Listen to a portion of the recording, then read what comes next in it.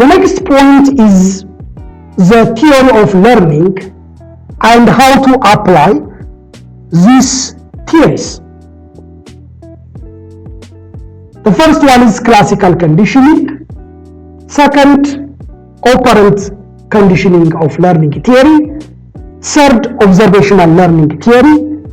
And finally, cognitive learning theory.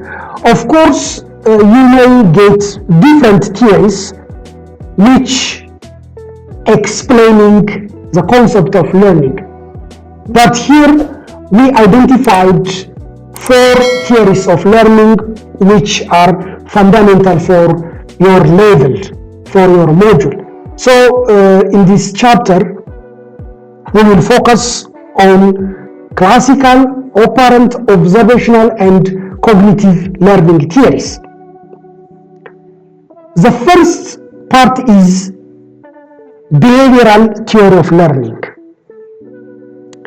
According to behavioral learning theory, learning occurs or learning acquires as a result of the connection between or the association between stimulus and response. If there is a close connection between stimulus and response, learning will be happened. Or else, if there is a discrepancy, if there is a difference between stimulus and response, there is no learning according to this theory.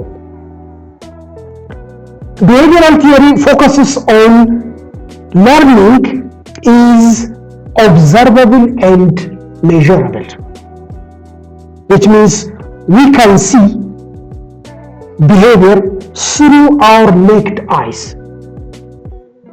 We can measure, we can count, we can see the activities, the behaviors which are resulted through learning. So learning is observable and measurable and resulted through the consequence of practice and experience. So according to behavioralist theory, observable action, observable activities, observable actions may govern, may control our behavior. Our behavior is controlled by our activities, what we are doing every day in our walk of life. So there are 2 major classifications of behavioral theories, the classical conditioning and operant conditioning. As you know, behavioralist learning theory focusing on behavior is modifiable, behavior is changeable through practice. So the main tenets or the main premises of behavioralist learning theory is behavior is caused by the corresponding relationship between external stimulus and reactions or responses. So according to this theory, behavior is resulted through the initiation of stimulus and the response we show for that. According to this theory, human behavior, our behavior, including all animals' behavior, is determined by the environment through association and reinforcement. In a nutshell, behavioralist theory believed that human behavior and animal behavior is exposed or affected by the external environment. In our environment, there are reinforcers, there are rewards, there are punishers, there are people who provide incentives. So these variables determine our behavior. Okay, now I will proceed to classical conditioning theory. classical conditioning theory is one of the components of behavioralist theory. Historically, classical conditioning theory was formulated by Ivan Pavlov. Ivan Pavlov was a person from Russia. He introduced the classical conditioning to the current society, for the existing society. So according to Ivan Pavlov, learning is a process of involuntary movement. Human behavior or animal behavior can be changed by using classical. Classical means it is an instrument. Classic means instrument. Conditioning means learning. So we can learn, we can train animals and human beings by using classic, by using instrument.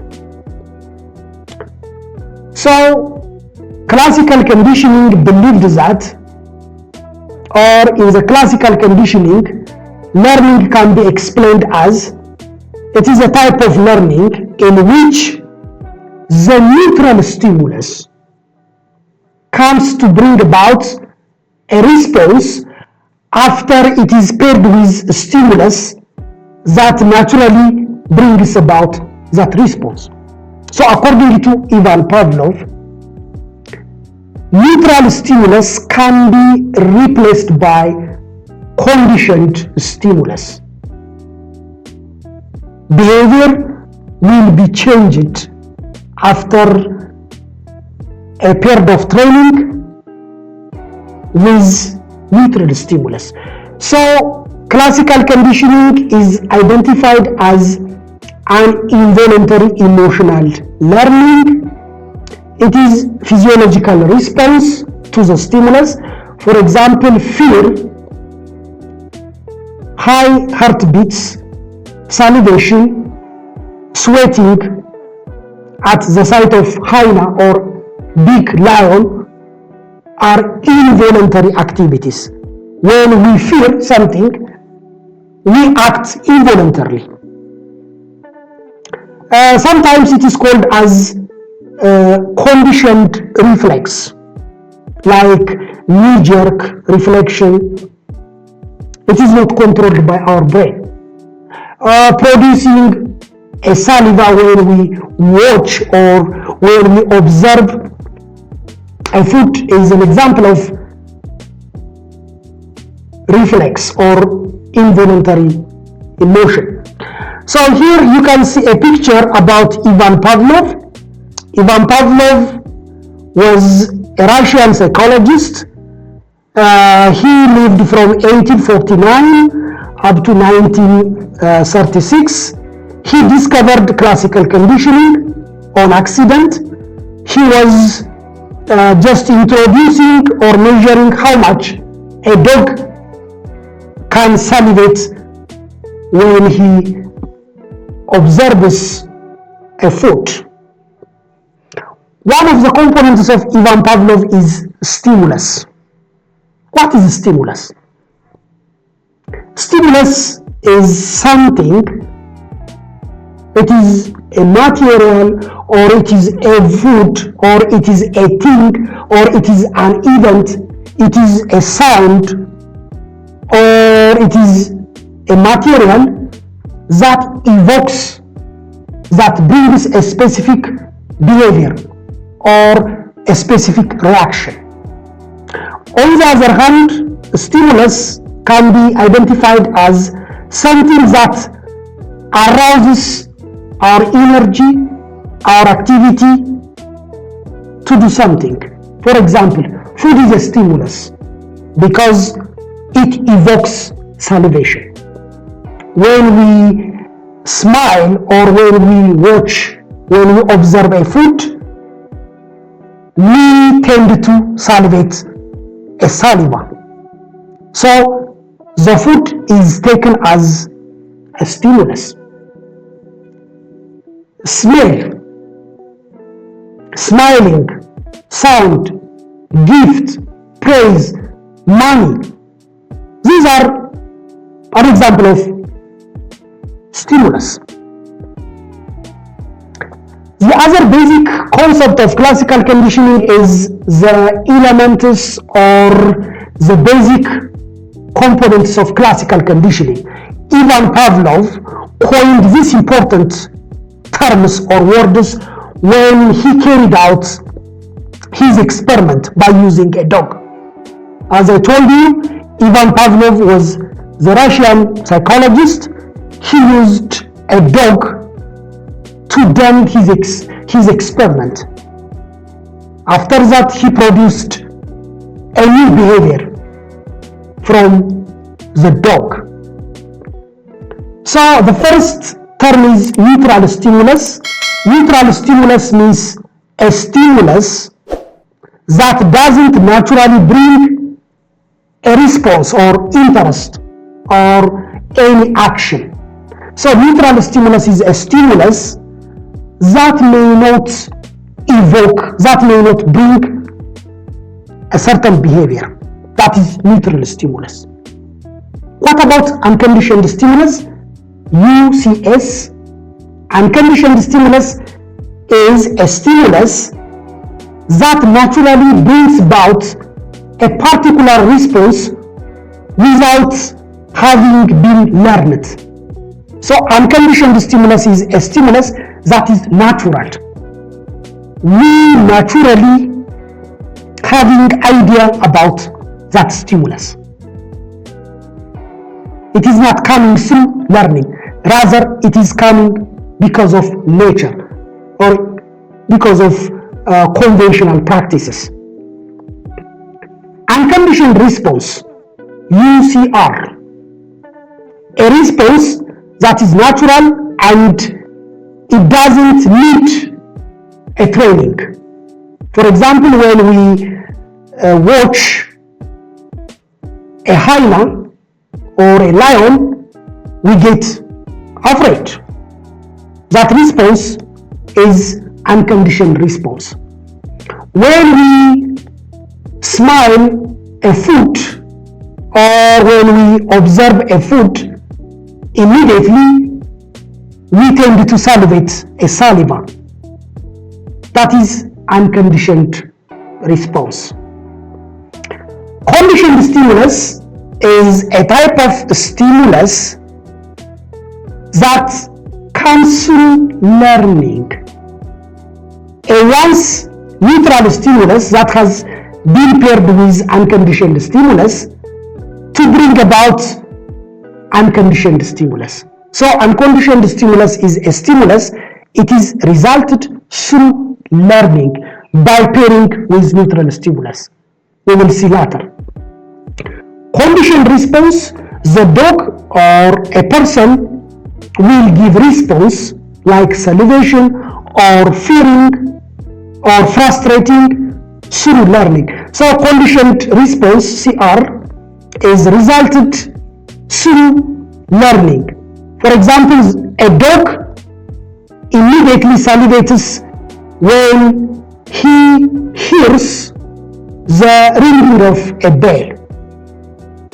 Here is the experiment of Ivan Pavlov, Pavlov's classical conditioning experiment. First, before conditioning, Ivan Pavlov provided food to the dog. So food is considered as unconditioned stimulus, which means it is natural. What is the response of the dog? The dog immediately shows salivation. So unconditioned stimulus evoke, unconditioned stimulus bring unconditioned response. These are natural. During the experiment or before the conditioning, before the training, Ivan Pavlov provided a bell, ringing a bell. So bell is his neutral stimulus. Neutral stimulus means a stimulus, it doesn't give any meaning, doesn't give sense. The dog didn't get any sense when he heard the bell. So the bell responses no salivation, no action, no conditioned response. So neutral stimulus is a type of stimulus that doesn't help to see a certain action or a certain activity. During conditioning process, Ivan Pavlov employed bell plus food. He paired bell and food, then the dog produced salivation. Bell is neutral stimulus, food is unconditioned stimulus. When they paired together, they produce unconditioned response. So Ivan Pavlov trained the dog for a long period of time by bringing bell and food together. First, he rings a bell, then he provides food. After that, the dog starts to salivate. He has done it for a long period of time during the training period. After conditioning or after learning, when Ivan Pavlov rings a bell, the dog starts immediately producing a saliva or salivation. So the bell brings salivation without food. So this is the result of classical conditioning. So classical conditioning means the neutral stimulus, which was unable to bring a certain behavior, will finally bring a behavior, bring change of behavior, that is salivation. So classical conditioning means the conditioned stimulus brings conditioned response. So by using classical conditioning experiment, we can change the behavior of the dog. Similarly, you students can change your behavior by such kind of experience, by such types of experiment. Generally, from classical conditioning, we can learn that human behaviors and animal behaviors can be modified or changed through such kind of experiment. Because Ivan Pavlov changed the neutral stimulus into conditioned stimulus. Consequently, the dog starts salivation. So salivation is conditioned response. This is the overall experiment of classical conditioning, which is very interesting. Hope so you get it, this experiment very amazing. Thank you.